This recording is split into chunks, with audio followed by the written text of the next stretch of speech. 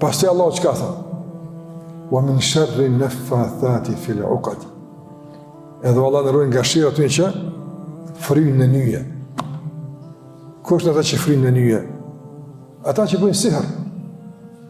Kryesisht bashkëpunojnë me gjint, me shajatin për ta dëmtuar një palë caktuar, për interese caktuar. Për interese caktuar.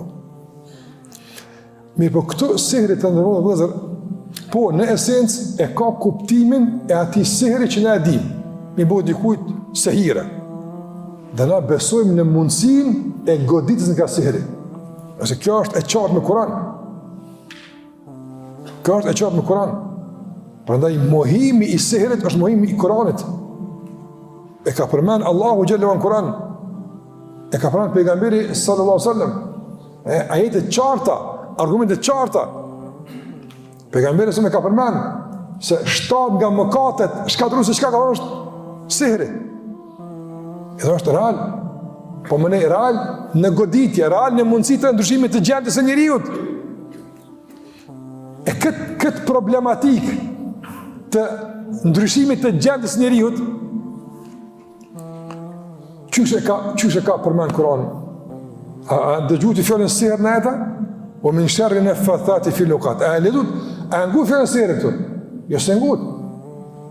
E qysh e ka përmend Allahu sihrin këtu? O min sharri naffathati fil 'uqad. Nafth.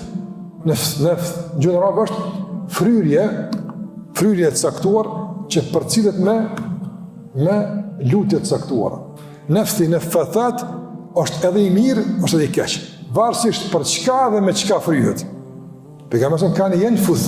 Pejgamberi fryn të dorët e tij dhe kanë të surën Falaq edhe Nas. Në nafthi është i mirë, po është edhe i keq. E këtu flet për nafthin negativ. Nafth është fryrje me pak lëptim, jo shumë.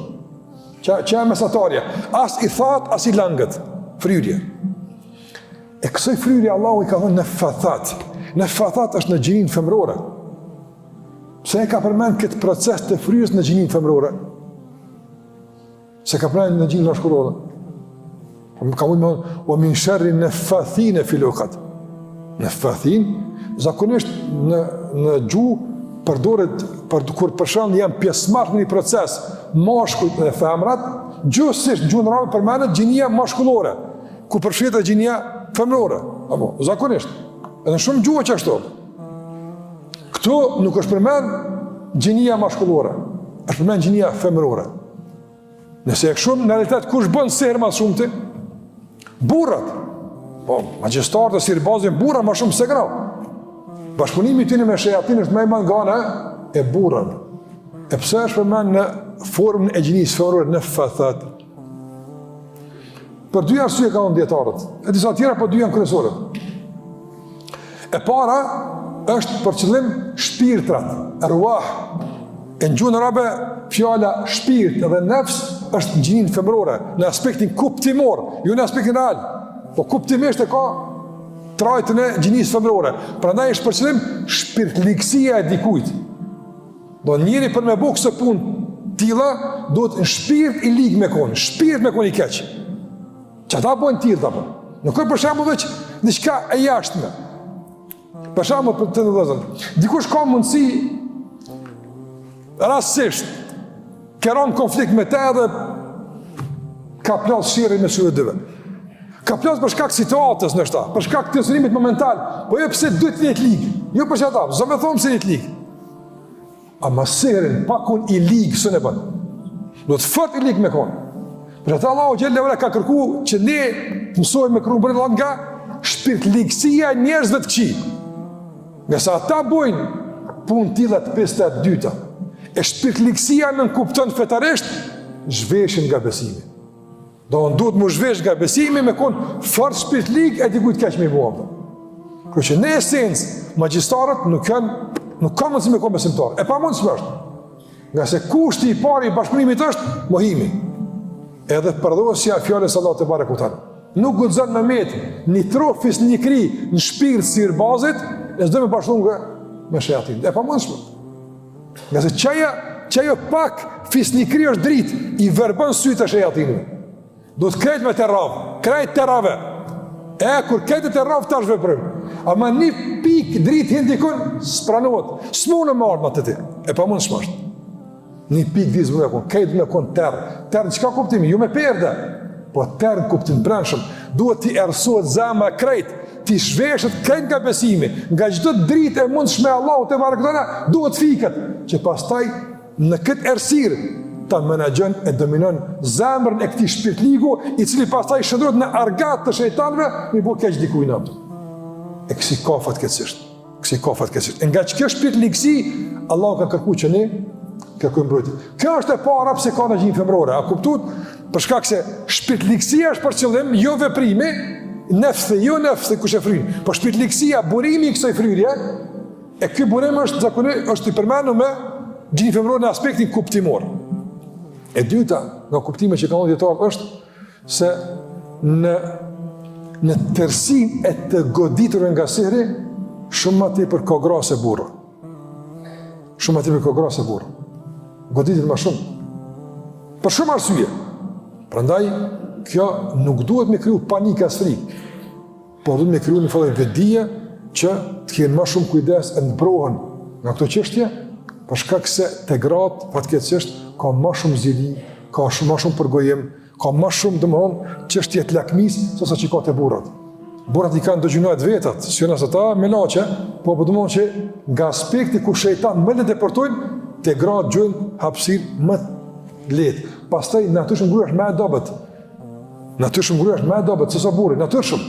Prandaj edhe ata lipin dobësit për deportim, ku gjojnë fort nuk mund me deportu. E shumë arsye të tjera. Pra i ka në fëthat. E fryrja në qka fil uqad?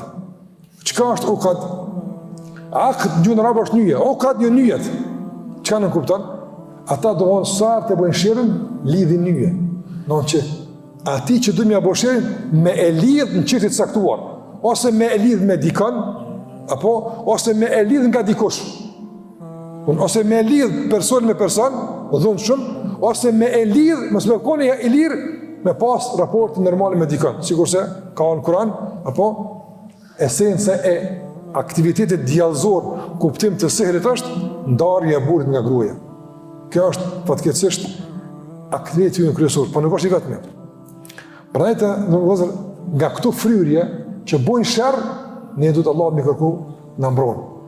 Edhe fjala uqad të vëllezër në fathat shpërfaq një fallëj situatet komplikume. Që ka e komplikume, o ka të lidh me njëja disa. Për shembull, pejgamberit atësëm është bësir në 11 njëja. 11 njëja ka lidh pejgamberit, 11 njëja ka bësir në. Ajo është çështje domosdoshmë që tregon djallëzin, tregon domosdoshmë poshtërsinë e të tillëve. Andaj o ka tregon që ta edhe arabisht çështje të komplikume, çështje thonë umur muakkade. Donë janë gjë e komplikuar shumë Allah. A është sihri i komplikuar? I komplikuar është në aspektin e procesit, po jo në aspektin e rënimit edhe eliminimit. Për Allahu xhallahu pra thotë, sota që ka sherri ma khalek që nuk e dini, sota që nata bjen e erësën, sota që e komplikuar është çështja e bashkëpunimit me shejtan, dhe sota që është e komplikuar çështja e lidhjeve, kjo tek Allahu kur gjë s'prish. Tek Allahu kur s'komplikon. Tek Allahu kur gjë s'vërtetson. Tek Allahu këtë është e lehtë. Prandaj komplikimi është nga një aspekt, ndërsa nga një aspekt është shumë i thjeshtë. Leximi i Kuranit është ai që i shpartallon këto nyje. Bashkëhet me Allahu xhallahu i shpartallon këto nyje. E tjera që mund të ditë për këtë çështje, nuk mund të zgjerojmë dash këtë temë për shkak se jemi në surën Felek si tefsir.